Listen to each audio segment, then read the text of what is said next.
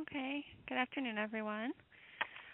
So, as Cliff said, I'm a registered dietitian and I work at NYU in pediatrics. So, I cover many different services. So, I cover pediatric, pulmonary, cardiology, um, gastroenterology. So, because of that, I do come across many children with different muscle disorders, neuromuscular conditions, and many children that I see are on tube feeding and more and more, I think there's becoming a bigger trend, and there's becoming a lot more wind behind the Blenderized tube feed diet. So I follow a couple of patients who choose to go on the diet. Just so I get an idea, how many people in the call have children on the diet? Well, when you say blenderized diet, can you define what you mean by that?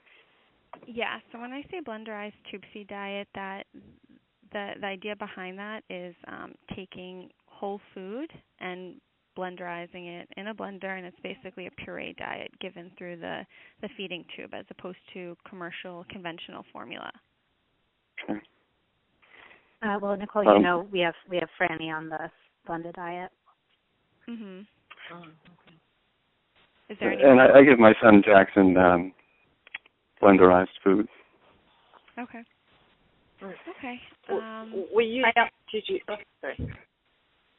I also wanted to note that there are some kids on the phone that are fed by mouth, but softer foods. Okay. Right. All right, that's helpful. Okay, so really, some of the advantages of the blenderized diet, and again, you might hear it if you do some research. You might see it being called a puree diet through the G-tube. I've seen it have a couple of different names, but I'm going to refer to it as a blenderized diet. So some of the advantages of it is that it can improve. And some studies have shown that it can really improve vomiting and retching in some children. And one of the ideas behind that is that it's thicker, so it's much harder for all the volume to come back up as opposed to commercial formula, which is thin liquid. It's also been shown to improve constipation and also allows children to tolerate a larger amount of volume, whereas opposed to the commercial formula, they can only tolerate a very small volume, and that creates problems with getting all their calories in them. Can you let us know what would you consider an appropriate volume for different ages? So that that ranges a lot. That's hard to give it's different for every child, but for I would say a toddler age, they should be able to tolerate close to 30 ounces of volume, and oftentimes they're not able to do that just from the liquid, just from, let's say, Pediasure. When I say commercial formulas, I'm talking about Pediasure, Boost Kids, Nutrin Junior, if any of those sound familiar, even some of the more specialized formulas, such as Elecare or Pediasure Peptide. So children have harder times taking in over 30 ounces of those formulas. And 30 ounces at one feeding or in a day? No, in a day. Okay. So in terms of an appropriate volume per feed, that really depends on the child. There's some children who really who can't even tolerate 2 or 4 ounces at a time, and they really do require overnight feed. They require a drip where you get a small amount of formula every hour, and there's some children who can do okay on 8 ounces, even up to 10 ounces per feed. So that really depends on the individual child. So that's hard for me to give a general number for everyone. But some of the other benefits of the Blenderized tube feed diet is that it can prepare a child who is eventually going to start eating by mouth.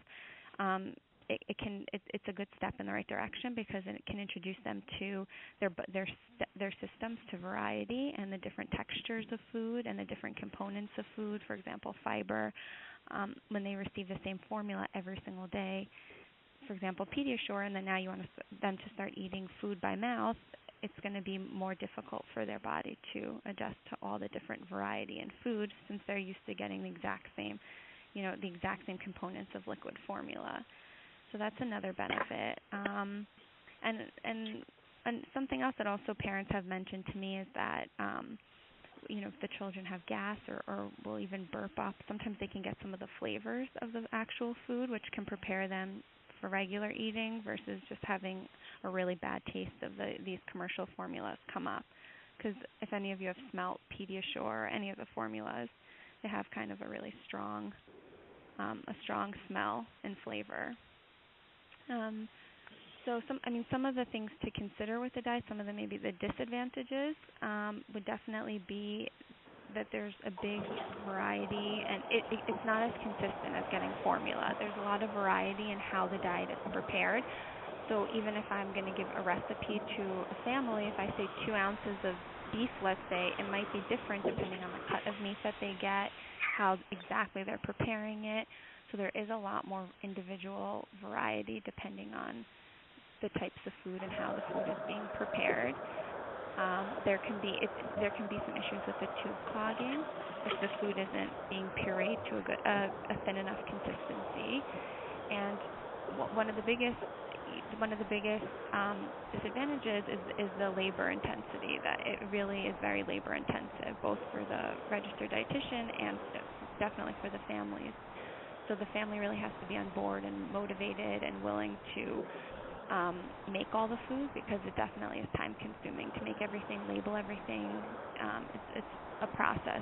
It's definitely more than just popping open the top of a formula bottle.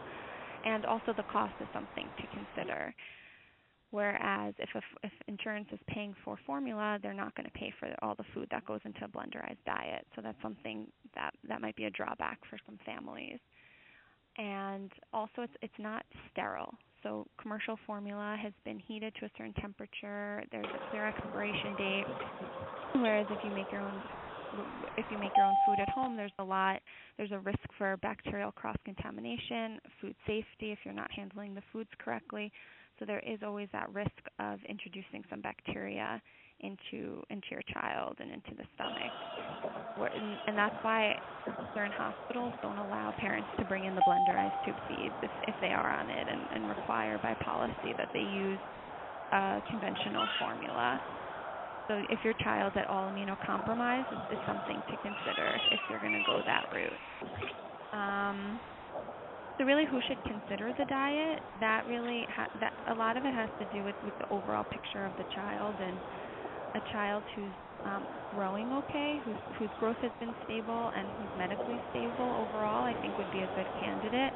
We don't want children who are not growing very well to start on the diet, because it's much harder, because of what I said earlier. It's much harder to control all these minor varieties in the food preparation and in the final calorie breakdown. So if we do wanted to increase the calories, let's say, it's much harder to do it in a blenderized diet than with a formula. It's very easy with Pediasure to say we want the child to get 1,000 calories, so I know exactly how much Pediasure the child needs in order to get their calorie needs.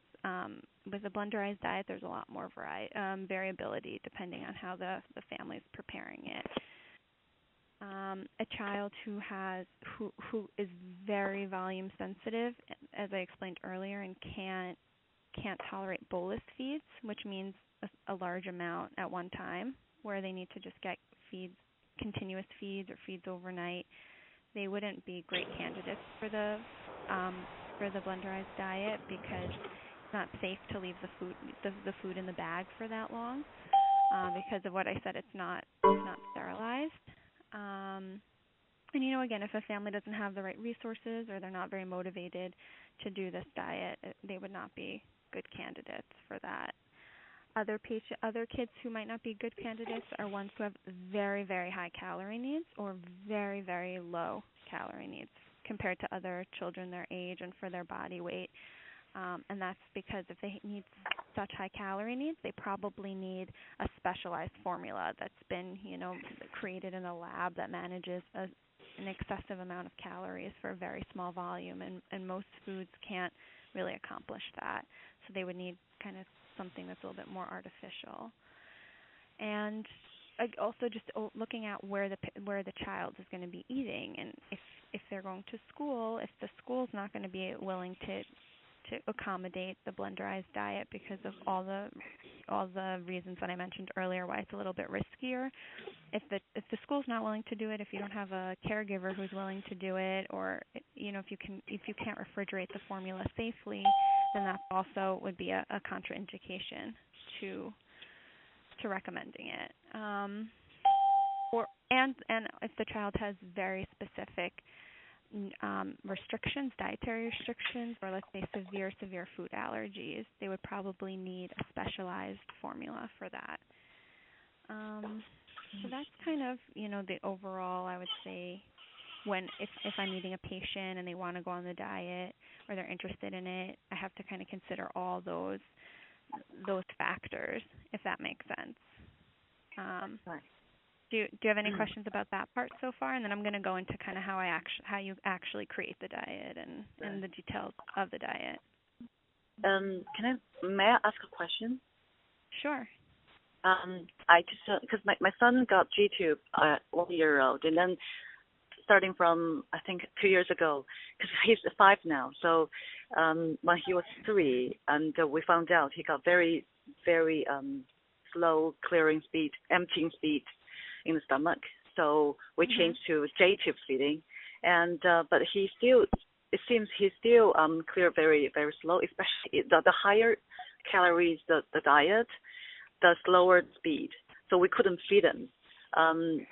We couldn't get him enough calories to support growth and everything. So now I'm thinking to use broken down formula. We are now using Nutrient Junior, the normal one calorie per ml. But I would like to switch to say like semi-digested ones. Although he doesn't have any problem intestine problem to digest the formula. I just hope if I use broken down ones, that will make the clearing speed faster. So from your experience, do you think that's a doable, or any of other patients who got a similar problem? Okay. So I'll just fill in everyone that delay. What she was referring to is what's called delayed gastric emptying, and that's when it takes the food a long time to pass from the stomach into the intestine. And one of the reasons why that's concerning is because when food sits inside the stomach for a long time, it's very easy to come back up again and come back in as vomiting or reflux or making the kids feel very bloated. I do find from my experience that very concentrated formulas or very high-fat formulas can cause this delayed gastric emptying. So even when I do formulate the blenderized tube feed diets, you do have to be very careful about how much that the diet is balanced and that there's not too much fat, because a lot of fat will just slow down the pace of digestion. So to answer your question, you said he's on Nutrient Junior or Nutrient Junior 1.5? Yes, Nutrient Junior. Nutrient Junior. And his weight is okay? Or he's he didn't really. He's 13.4 kilos. And also, yes, he's 5 years old. He's definitely off chart, and didn't gain much weight in the last 2 years. So that's why I'm thinking too. Right. You might want to try Peptamen Junior or Pediasure Peptamen, Peptide. right. Peptamen Junior, sorry. I would say. Peptamen Junior is we tried before. He got diarrhea. Oh, he did? Yes, he did. Sorry? That's already been that's already the first step in being pre-digested. Right.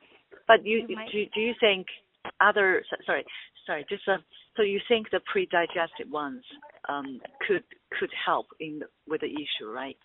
Yeah, I also think if you and I would speak to your gastroenterologist or a nutritionist, but it might be beneficial to dilute the formula a little bit. Sometimes, right now, his formula is 30 calorie per ounce, but if you dilute it 25% or even to like 24 calorie per ounce, he might need a little bit more volume. But sometimes the thin, the less concentrated it is, the faster it'll empty out. Right. So I would talk to them about trying that. Right. Okay. Okay, but that's actually a good lead into what I was going to talk about next, which is just kind of how you determine what to actually put inside the tube. So I strongly recommend that anyone wanting to pursue this to really work with a nutritionist, registered dietitian, gastroenterologist, or people who have experience with doing this, because it's not the same as just whatever you would give them normally by mouth, just stick through the tube, because the diet really because you're not allowing the child to, since if it's going through a tube, the child doesn't have the opportunity to regulate their intake and, close their mouth, saying they don't want any more. It gets essentially forced in through a tube. So it's very important that the components of that is balanced, so that you won't cause any intolerances, since they unfortunately cannot control what goes inside of them, which they are able to do if they were eating by mouth. So, and the nutritionist that you work with, or the dietitian, or any healthcare provider, they should really have nutrient analysis software, which is specialized software that breaks down a diet and will break down all the macronutrients, which is the protein, carbohydrate, fat content, but then also the micronutrients, which are all the vitamins and the minerals. So that's definitely something that should be done. I don't recommend going off and doing it on your own, really, especially if it's the only form of nutrition that the child is getting. So in general, a good proportionate diet would be about 30% fat, 50 to 60% carbohydrates, and 15 to 20% protein. You definitely want to make sure that there's enough fluid also, that you're giving extra water also. But you really want to give the water separately from the food, because one of the benefits of the Blenderized diet is that it's thicker than formula, and that it won't come up as easily. So if you're adding in all the free water at the end of the feed, then it's kind of thinning out the liquid, it's thinning out the puree blend that you made. So I recommend giving the waters separately. And it's good to have a variety, I think, and to include all the food groups. So how I usually manage it is I'll start with a liquid protein source. So that would either be a base of cow's milk, or formula, or some sort of cow's milk alternative like soy milk or almond milk, depending on if a child has any diet restrictions. But cow's milk definitely gives you the most nutritional bang for its buck. So you can get a lot more calories, fat, protein in cow's milk than you can in soy milk, almond milk, coconut milk, and all the milk alternatives, even for drinking by mouth. I'm a big proponent of cow's milk for kids. And then a majority of the diet is a nice amount of it is the liquid protein, which is a milk source, and then it's usually the remaining protein is met with it can be any animal protein, eggs, chicken, beef, or non-animal proteins, which would be tofu or beans, and all the proteins cooked before it's blended. So you would never put raw chicken, you never put raw chicken or raw beef into the blender. It's always cooked first. I happen to think like boiling or stewing it makes it the softest, and then it's added in before blending. Carbohydrate sources, I think it's good to have high fiber grains. I really like brown rice, quinoa, a whole mix. I think variety is very good. But the thing is with the higher fiber grains, so sometimes they add more volume from the fiber, so they can add more volume. So that's something to consider. If the child is very volume sensitive, it might be better actually to give them the refined grains rather than the whole grains. Fruits, vegetables always get put in, and there's a big range with fruits and vegetables with the volume. So water-based fruits and vegetables tend to take up a lot more volume. So sweet potatoes, you can put in a lot less sweet potatoes for the same calories that you could get from cucumbers. You'd probably need like 10 cucumbers for the same volume as sweet potato.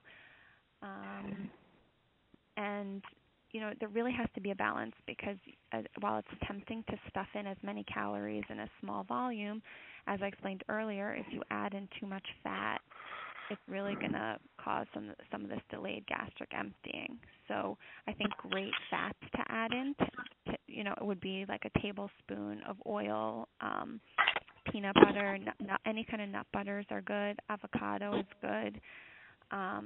But you kind of have to balance that and not put too much of that in. And if you do need, if you want to add in more calories in smaller volume also that's not fat, I would do honey. Honey tends to be it has a lot of calories in a small amount. I've seen recipes posted online, and I don't know if any of you have of blenderized diets, and I don't love what's inside them. I've seen recipes that have ketchup, cornstarch, like just plain white sugar add in calories in a small volume. But I feel like if you are going through with the effort of creating a diet from scratch, it should really be as nutritious as possible and have really wholesome ingredients. And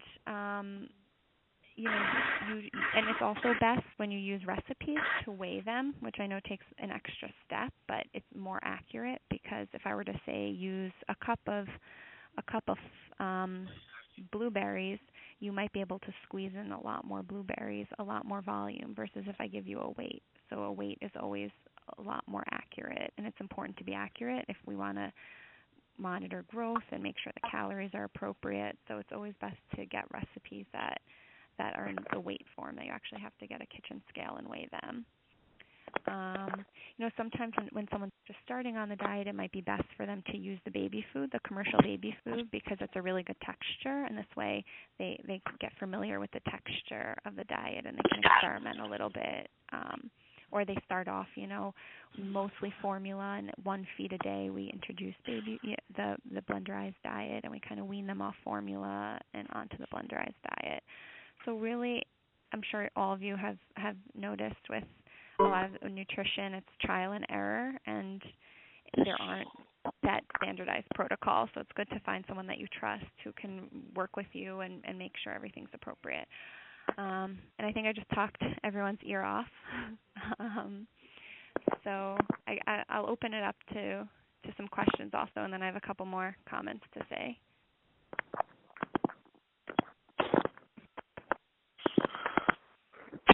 I have a question.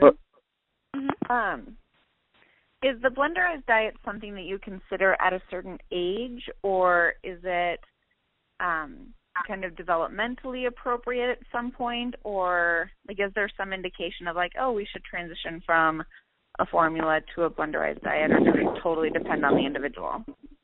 Yeah, there are plenty of children who it's not the norm. The blenderized diet is not the norm. The norm is these commercialized formulas because they're safe. It's very easy to adjust their calorie needs. There's very little variability. For a physician also, they can look on paper and say, this child is getting 900 calories. We want him to gain weight. Let's just add in an extra can. It's much easier to manage and much more clear cut. And studies have been done on formula. Very few studies have been done on the blenderized diet. So there's no point professionally where I'll see a parent and I'll say, you should. I really recommend the diet. It's much more if the parents really have a desire to get off of commercial formula because they want to provide this variety for their child and they want to actually prepare them real food versus giving them the same thing every day. And I would not recommend it before a year. I would say really 18 months is one of the earlier times I would start it, and the child has to demonstrate good growth and really that they're not tolerating their formula. Those are times that I would start considering a blenderized diet. Okay. Are there any really big I don't know, maybe I'm just naive, but are there any really big downfalls to using a formula? We use something called Complete Pediatric. Right, yeah, I know. So Complete is basically fulfill this need of parents saying we don't want to feed our child. Because if you look at the ingredients of Pediasure or Nutrient or really a lot of formulas, they're a little bit, half the ingredients are not pronounceable. So, right. it can be nerve-wracking for a parent. Why do I want to give my child the same thing every day? So Complete kind of, so Nestle, for anyone who doesn't know this formula, Nestle decided, let's make a formula that's made out of actual food, Blenderized. So it's kind of like the Blenderized diet. So it's made with real food. That's what they pride themselves on. And there's nothing wrong with being on those formulas. They're safe, and I think most gastroenterologists will actually argue that they're safer, and they much prefer the children to be on those diets. And I don't know if that just comes with that it's safer for them. So from it's more of a guarantee, the formulas. But there's nothing wrong with being on them. I've seen kids be on them for years and years, and there's no complications, no side effects. Okay, thank you. You're welcome. What green vegetables do you recommend? I think in terms of vegetables, also I think all the different vitamins come from the different flavors. So, come from the different colors. So green vegetables have different vitamins than, let's say, like the beta carotene that would be in orange vegetables like carrots and sweet potato. But green vegetables, I really like. I know everyone's talking about it now, but I really like kale. I think there's actually a lot of vitamins in a small amount. Spinach also, because spinach, once you blend it up, the volume becomes really condensed. Yeah, I wouldn't go for like romaine lettuce, cucumbers, celery. Those don't tend to have. Those are mainly water-based. And I like peas a lot, green peas, because they have a lot of fiber. You like what? Green peas, because they have a lot of fiber. Okay. Nicole, I was curious because of the question that just came in about if there's anything wrong with formula and Complete. Do you ever work with families who do a combination, who feel like they can't always, commit to all of the labor and the cost of doing a Blenderized diet, but they do it part of the time, or is that just too confusing to calculate? No, I have. Actually, right now, I just saw them this week. I'm working with a family that only 1 feed a day they've committed to. So that's kind of how they've reached that balance of they want to make sure while the child's still young that he's getting everything he needs. So they're doing basically 2 meals and his snack as formula, and then 1 feed a day is the Blenderized diet. And I give them very specific recipes and with calories for them to go by, and I think that works very well for them. So they're really the options are really endless. You can do half and half. It really depends on the family's commitment and how the child is doing. So if a child was on a Blenderized diet and they weren't gaining weight and things, it wasn't clear what was going on, I would then recommend actually to kind of cut back and introduce more formula. So as long as the child tolerates it, so that we can kind of figure out what's going on. And also in terms of vitamins and minerals, so some things to consider, which is why it's important to work with computer software that breaks down, and do good nutrient analysis. Is I think vitamin D is a big concern always. Calcium and vitamin D are big concerns, and iron is a concern also. So if I would like, depending on the age, 16 to 24 ounces of dairy or dairy alternatives, which would be formula or almond, any of the milk alternatives, almond milk, etc. So the child would need that amount in order to meet the calcium and the vitamin D that they need. So if there's concern that if they're not taking that much formula or milk, I would put them on a multivitamin. And I would also put them on or ask your physician to check their vitamin D levels, especially for children who are not ambulating or standing up very well. They're at risk for weaker bones since they're not using them as well. You're utilizing them as well, and the muscles are weaker. So because they have weaker bones, I definitely suggest vitamin D and calcium if you don't know that the child's getting it through their formula or their diet. And even children on formula, they need about 1,000 milliliters a liter, so it's about 30 ounces of their Pediasure or Complete or Nutrin to get their vitamin D and calcium. So that often gets overlooked, I find, by the doctors. So I would ask your physician next time if the formula that your child's on is meeting the vitamin D and calcium, and if not, you would need to supplement. Can you recommend a liquid multivitamin? So liquid multivitamins, for children under 3, I say polyvisol, and with or with iron, depending on how the blood work looks and the diet. But for older children, the liquids tend to have a lot of, they're usually sugary, pretty sugary, and osmotic is the word. And if your child's also taking other medications, I like to minimize that because I think that a lot of the liquid ones can lead to diarrhea. So, and when I say osmotic, I mean that it kind of attracts water into the intestine, and then it can have a diuretic effect. And so I really like crushable vitamins. And Which I like one in particular? I like Kirkman brand. What is it?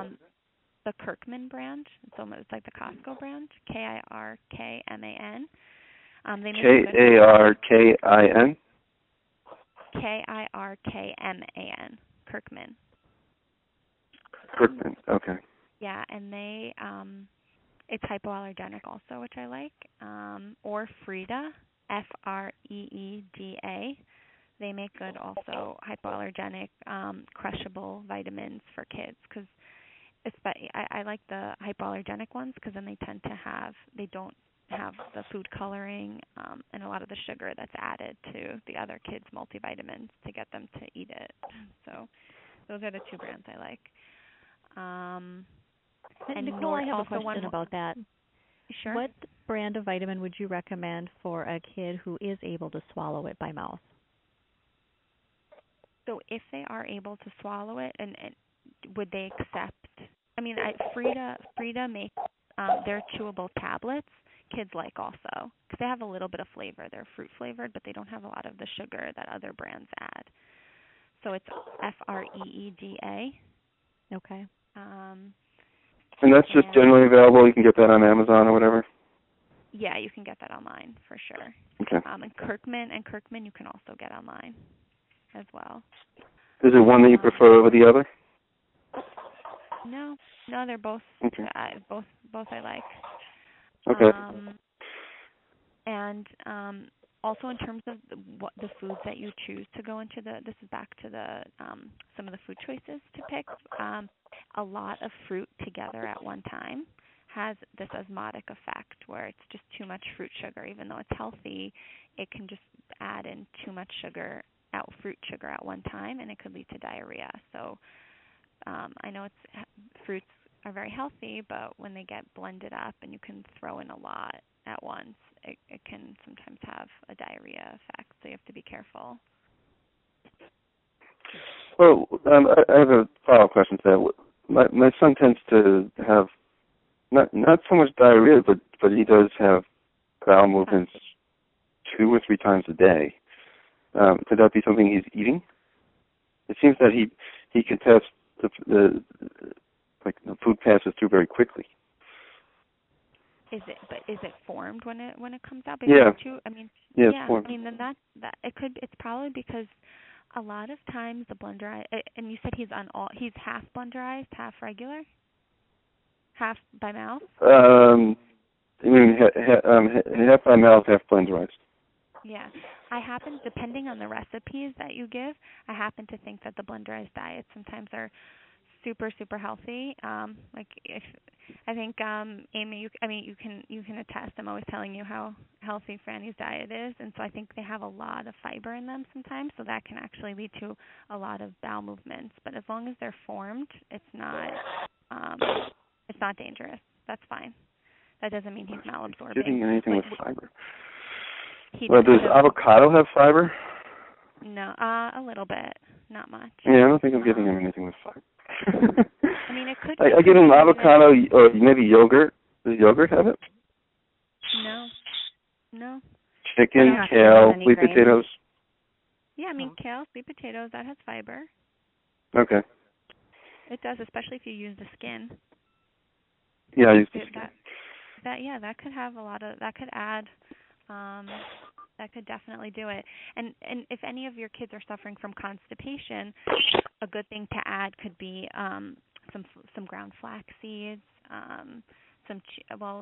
chia seeds aren't good because they'll actually get stuck in the tubing, so they're not good. But ground flax seeds would be good. You can do kind of a combination with a little bit of prune juice also. That might help. But in general, I wouldn't use, unless it's for constipation, I wouldn't put any juice inside the Blenderized, inside the tube. There's just no need.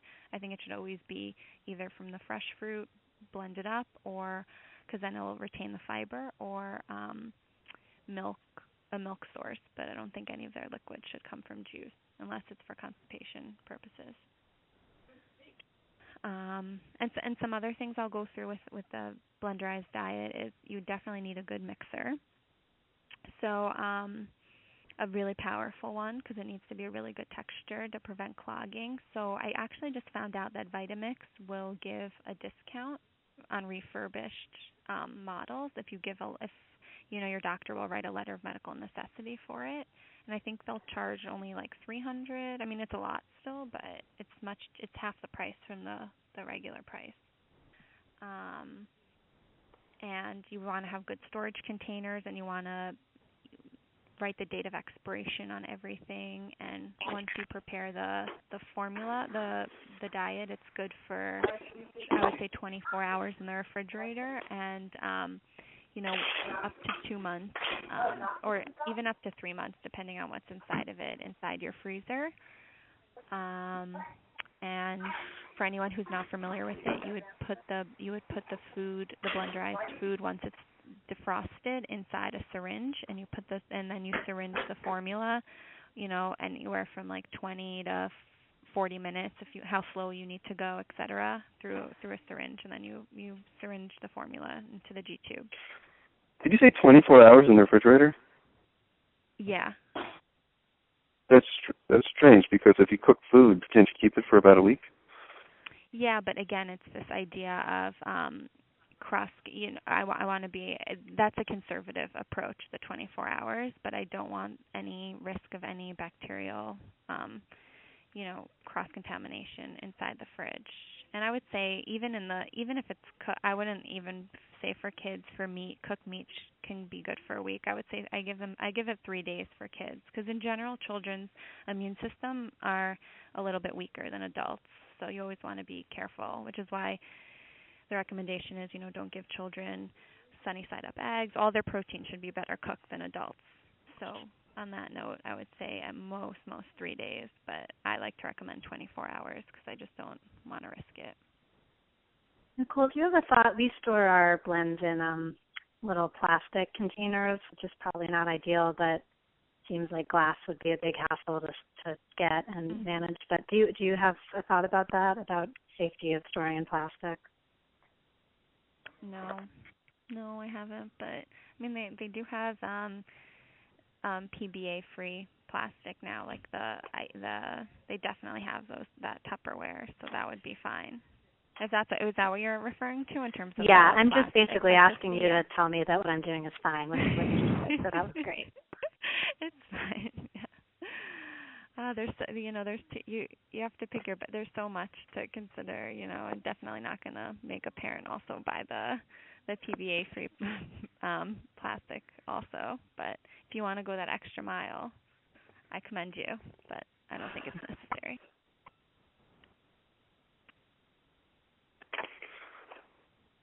Anything else? Does anyone else have questions? Because I'm sure you do. Otherwise, I'll keep asking questions. Sure. Go and I feel bad that those of us doing the blended diets have been dominating. I don't know if there are other people who feed by mouth who wanted to get questions in. Yeah, maybe someone wants to ask something about eating by mouth.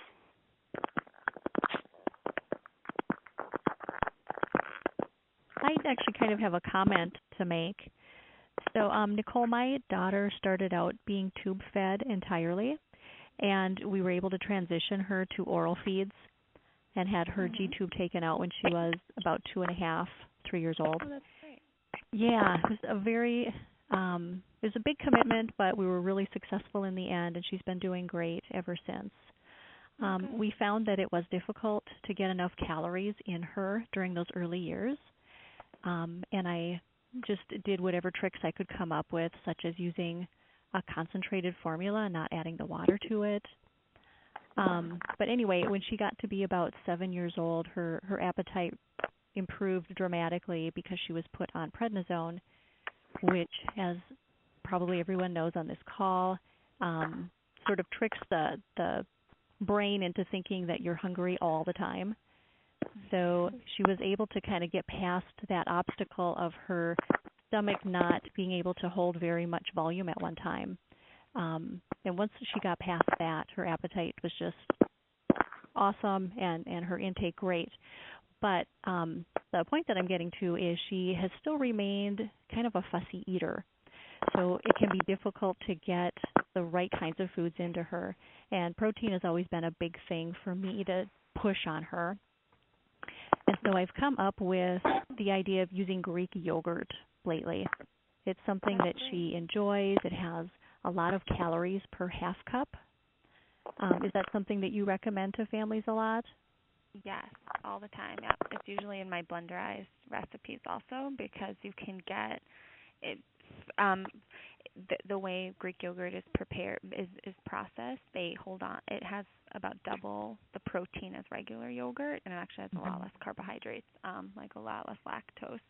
So I think it's better tolerated for any kid who has any kind of lactose intolerance. But it also is great because it has a lot of protein and fat in a small amount. So I think that's a great idea. I think that's a good idea. And just in general, as in terms of, I appreciate your comment with how you have to give her a concentrated formula. It's very hard. Some kids really need that. They need as many calories as possible in a small amount. Some kids really need more volume and a thinner concentrated, less calorically dense formula. So it's very individual. But I must say, really, as a whole, from working with children with neuromuscular delays, or really any child who does not have good muscle tone, we really cannot expect their weight to be as good as a child who has muscle. And we don't want, at least in my office and the physicians that I work with, we really don't promote excessive weight gain. While it might look wonderful on the growth chart, it might look really cute to see your child with the rolls. It's really, we don't think it's beneficial for them because they're really just accumulating fat. They're not accumulating muscle, and too much fat will not provide them any benefit in terms of their physical mobility, and even in the long term, it could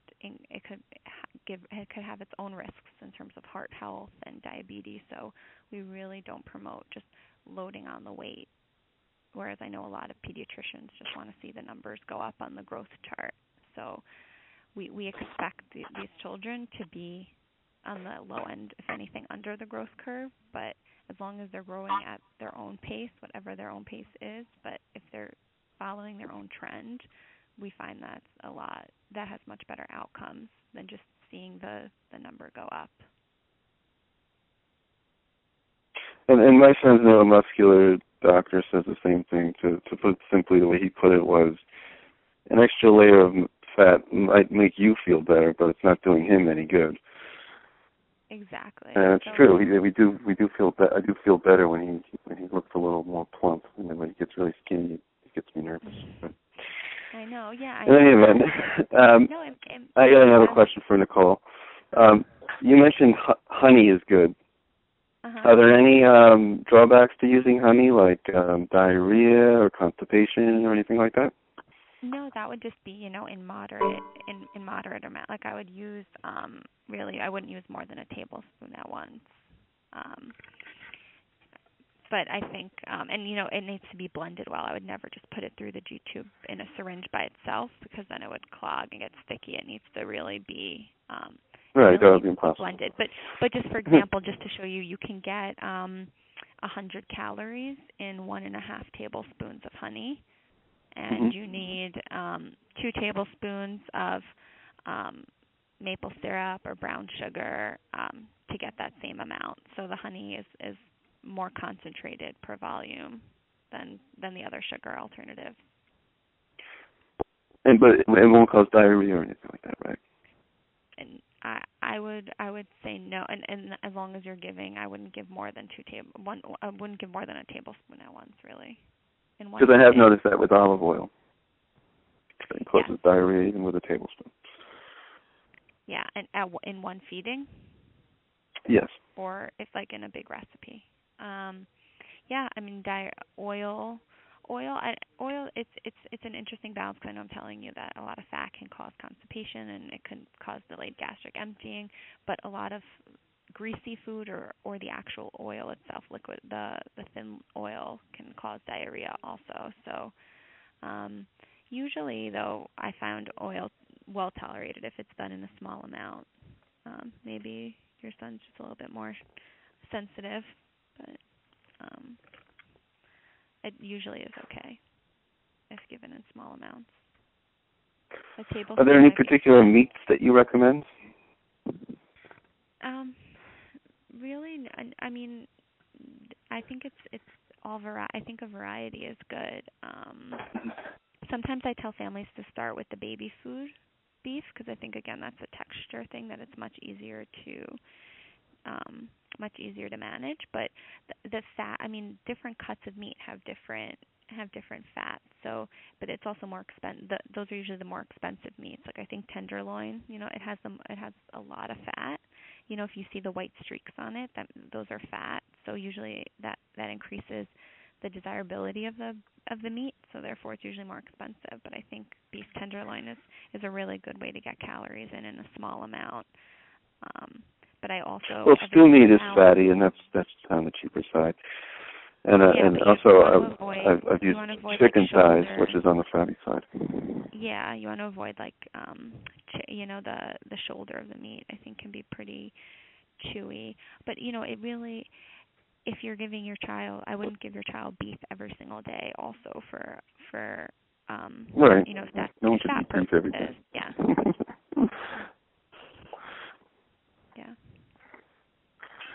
I like eggs a lot. I think eggs are a great protein source, especially egg yolk. And it's a good, if you want to get more calories in a small volume, even for oral eaters, I would say, mix 2 egg yolks and toss out the white, whereas I know everyone else is eating egg white omelets nowadays. But I would give your child, just like two yolks, blend it up, either in the by tube or by mouth also. Hi, Nicole. My name is Tracy. I'm calling from Hawaii. My daughter is 7, and she eats everything orally, always has. But, her thin stature and her weight gain is always an issue. She's very tiny. I'm constantly trying to get as much calories in her as possible with as much nutrient-dense foods as I can. But, of course, there's a lot of pickiness, too. She likes a lot of high-salt foods, salami and smoked salmon, which I know is good with the fat, but I'm kind of concerned on the saltiness, and do I just kind of really overcompensate with a lot of water? I want to give her what she wants to eat, but at the same time I'm trying to regulate, nutritionally what's best for her. Any comments on salt intake? Yeah. How old is she? 7. She's 7. Okay. I mean, it's sometimes it's hard for me to give these recommendations without seeing, the full picture. But I don't have any major concerns at this age for salt, as long as again they are well hydrated and drinking, at least I would say, at least 40, 50 ounces of water a day. Which could be a lot to get a 7-year-old to drink. But just in terms of, just health, I think the mentality of you'll give her whatever she wants, as long as she's not really underweight. And like the doctors have said recently that they're very concerned, you really need to get her weight up. If they haven't mentioned that to you, then I would really, rather than focus on the calories, work on the behaviors.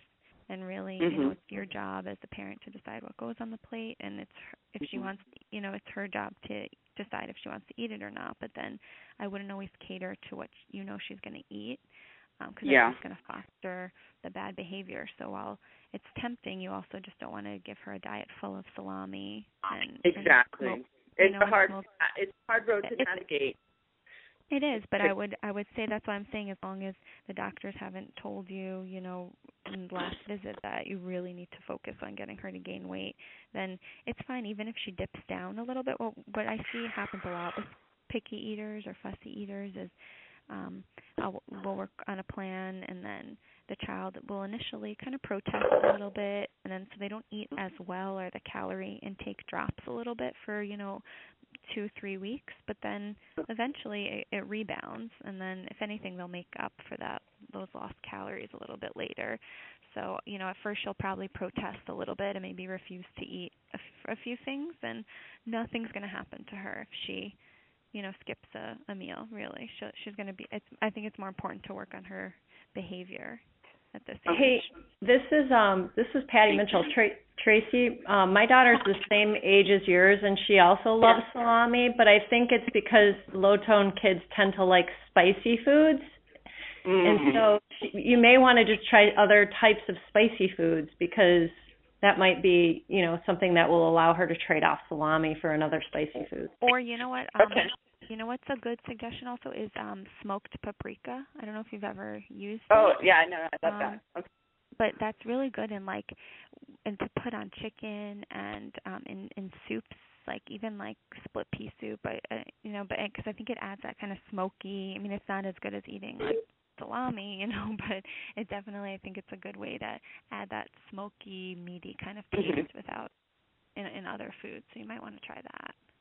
Okay. Thank you for your help. Thanks. Yeah, of course. And also, would she eat even I think turkey bacon or turkey sausage is a little bit better than salami if she's willing to use that. Yeah, we do lots of that. Any other tricks on try to get the yolk in there? She just eats the egg whites, and it drives me bananas. Is that in a hard-boiled egg, or what she wants? Yeah. An omelet? Yeah. No. So I think a good way to get egg in kids also, if they don't want it, is even making your own French toast at home. If you get bread and you dip it, keep it in the egg for a few minutes so it really absorbs the egg, and then put a little bit of cinnamon, and even just a little bit of maple syrup, and then grill that. That's a good way to get eggs in. And sometimes kids also, a good way to get it in is if you make little muffin quiches, kind of like almost like a scrambled egg, but then you put it in the muffin in a muffin tin, and then crisp it in the oven for a little bit, and kids like that a lot of times. Okay. Especially just with heavy cream cheese and make it really rich. Yeah, I mean even if and that's also a good way to get kids. I think, I don't know if any of your children are just or eat a little bit slow or need assistance eating. They can't pick things up necessarily, pieces. So doing that with mac and cheese is a good way also. If you make mac and cheese and then you put it in little muffin tins and put it in the oven, it's easier for kids to pick up a little muffin versus a fork and picking up each piece of macaroni on its own.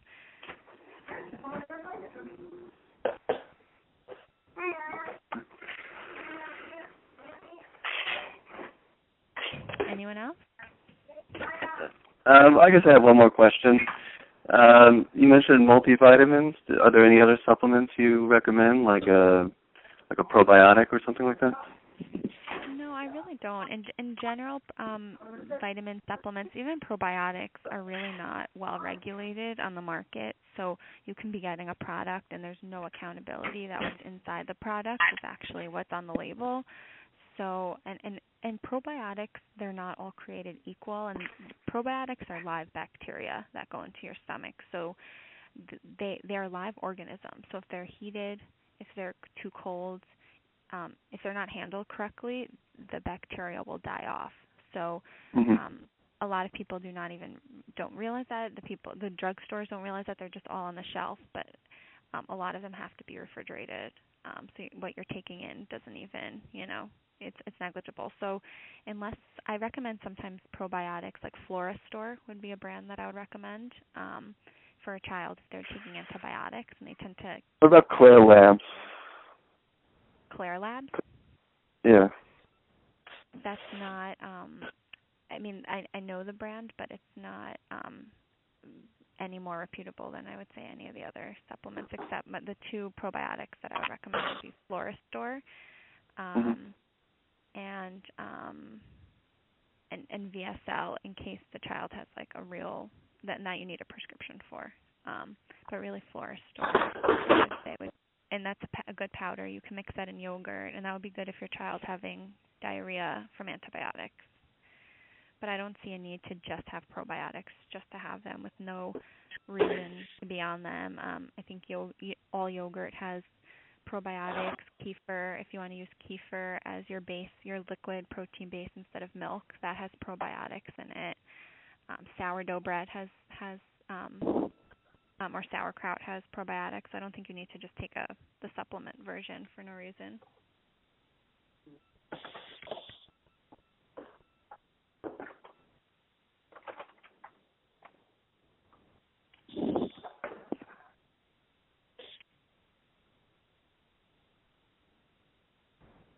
Does anyone else have questions?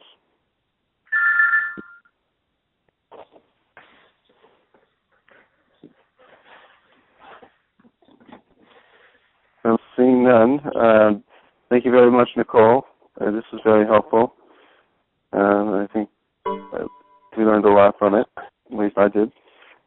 Yeah, great. And we appreciate you spending the time with us. Yeah, thanks for listening. And you can, Cliff, if you want to share my email in the group, so you guys can let me know if you have any questions or anything. Great, thank you. so much, Nicole. Okay, thank you. Thanks, Nicole. Thanks. Bye.